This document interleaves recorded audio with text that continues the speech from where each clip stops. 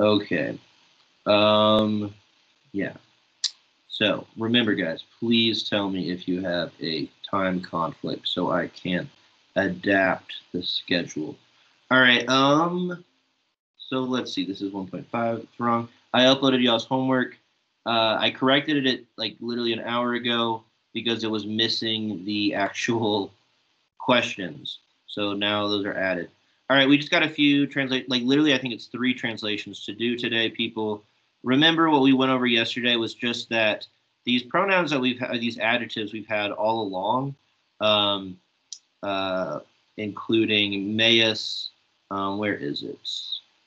Where is it? It's gone now. Meus, tuus, noster, and vester.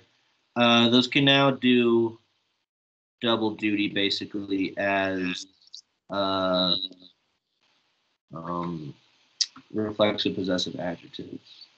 Let's see. Me too. I'm just gotta chat. I'm not gonna look at it right now. Okay. Where are we? I don't know where we. Here we go. So these adjectives that we've had forever. Meus has usually been translated as my, nostra is our, etc. But now just know that they can be more like my own, our own, your own in tuus's case, or your own in vester's case, if it's agreeing in person with the subject, right? Because these pronouns do have person, just like verbs. Like meus and nostra are first person reflexive possessive adjectives, whereas tuus and vester are second person um, reflexive possessive adjectives. And so now instead of just tuus being your, it'll be your own. And then actually that's the new thing for today. Is what we're learning. That's what we're learning today. What we talked about yesterday were reflexive pronouns, which these pronouns that we got in chapter 11, just being reflexive.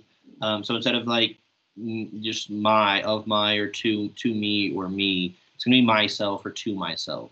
You just add that self there, and it sounds better when it agrees with the person of the subject.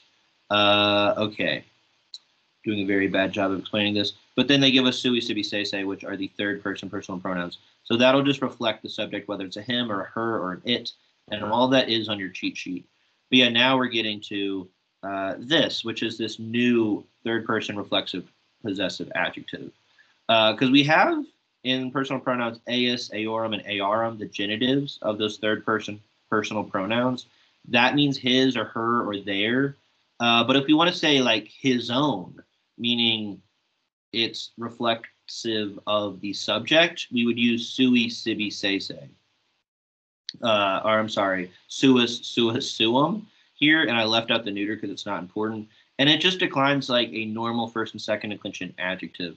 So there's nothing weird about it. But just to give an example of this, it'd be something like Cicero praised his own friend there, whereas if we wanted him to praise his friend, as in this is a his who refers to some third guy who's not Cicero or the friend Cicero is praising, we would use eus, the genitive third person personal pronoun, and we're going to use suum, which agrees in case number genitive with amicum, if we want to say it's Cicero's friend. He praises his own friend. Yeah, okay. And then we have a few sentences, and then we're done. So in hoc via Cicero medicum eus vidit. This is a weird sentence, but like in this road, via is this newer word for road. In this road, Cicero saw his doctor, not, and then we have suum here. So that's agreeing with medicum, not his own doctor. Again, suis, suum, it's going to mean his own, her own, its own, their own. Whatever the subject is, it's going to reflect that, whether it's a he, a her, they, or whatever. So it doesn't mean just one thing. Like I have some options listed here in this third column, but it can mean potentially a whole bunch of things. So it's just saying Cicero saw a doctor who, like his doctor, like we're talking about, again, a third person who's not the doctor or Cicero, not Cicero. He didn't see Cicero's doctor, if that makes sense. I don't know if it makes sense. But that's what they're saying there. They're just demonstrating a personal pronoun versus this reflexive possessive adjective, which is the second part of this chapter. Okay, femina amica vobis anti illam orum literas suas miseret. There's a lot going on in the sentence, so let's break it down. We only have this and one more, I promise, and then we're done. So amica can be an adjective. So this is just the friendly woman, so that's easy. But the mito mitera here is this newer verb that means to send. And it's showing up here miseret with like an S, which is telling me it's not present, future, or imperfect. It is perfect because it's coming from the third principal part of the verb. So it's perfect, and it's not just perfect, it's actually future perfect, which we translate this future perfect as will have verb. So we're looking at this third column here to see the third person singular form that it is taking here. So it's a friendly woman will have sent, and obviously we can see that she's sending letters, so that's clear. But what about vobis? What's going on with that? That is the ablative or dative plural version of the second person personal pronoun. So it could be dative or ablative. Here, though, it's probably dative. If we're giving letters, right, letters is the direct object, we're probably giving them to an indirect object. So it just means y'all. So we'll have sent letters to y'all. And then anti illum orum is kind of like a prepositional phrase that should be kind of set off with commas maybe. And that anti is before, so it's like before, and then illam orum is coming from our new demonstrative illa. That means that or those. So she sent you all letters, and it's her own letters. So before we get to the hours thing, here's this new reflexive possessive adjective that I was just talking confusingly about. It is going with literos, so it means her own letters, not like her letters. Because if we just said her, that'd be eis. And it could be any her. It could be like some random woman. But when we say suos, we know it means like it belongs to the femina. It's her own letters. Before that, so that's genitive. Oh yeah, here's just to show you. Like this is a reflexive possessive adjective. This is just a genitive personal pronoun. Her letters versus her own letters. Her letters, her own. Just know that AS means her or his. Just know that AIUS, her or his. And then when do I finally get? Okay, Elam is agreeing with Oram, so it's before that hour, finally. All right, there's that one. Let's look at them one more time and then move on to our last one. Romani eo servaverunt. These are perfect tense. So this is just like Romans.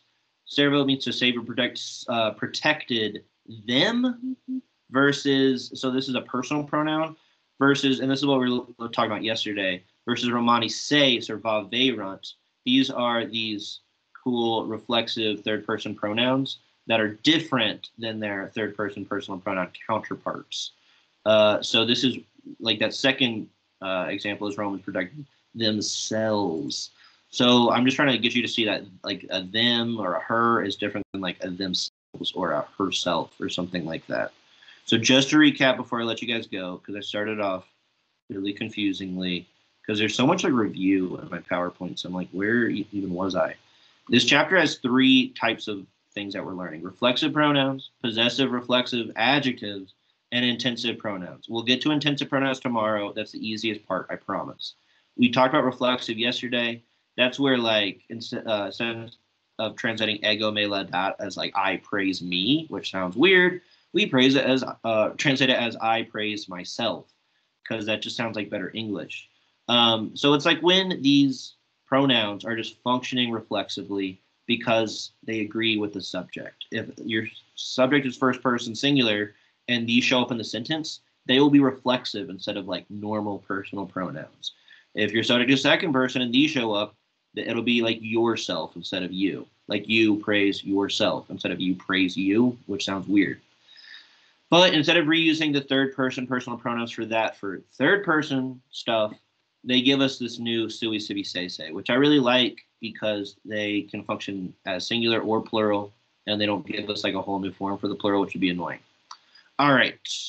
I feel like I'm being confusing, but there's a reason we're stopping on this chapter instead of like blasting through like we were to the 3 chapters we did last week. It's because it starts to get a little more confusing here. But we will spend more time on this. We'll probably cap it off after Thanksgiving and then look at chapter 14. I think 14 and 15 are more chilled out, so that's good. They just give us like a lot of stuff in chapter 13. All right, any questions, guys? This is a totally Michaelis class, which I respect. Let me know if there's somebody else I should be inviting at the beginning of meetings who maybe doesn't know about this class meeting or something. But other than that, I'll see you guys tomorrow. And yeah, we'll do a little more practice tomorrow, and then we'll check the homework on Thursday. All right. Goodbye, quiet class.